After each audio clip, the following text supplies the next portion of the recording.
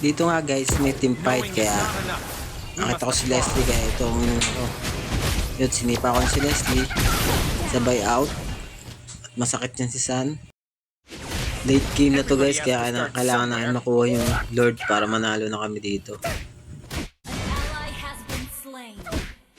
Kaya kunin ko muna to si yung Lito. Tapos ganito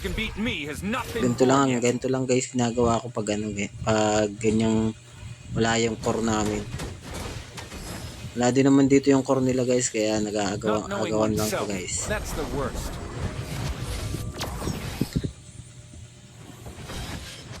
Ikot-ikot lang, ikot lang.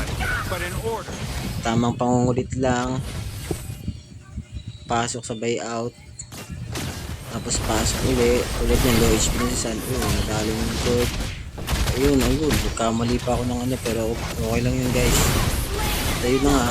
Na double kill ko pa nga. Ito na ang Lord. Kukunin na namin ng Lord. Ayun na nga. Nakuha na namin ng Lord. Hey, not bad.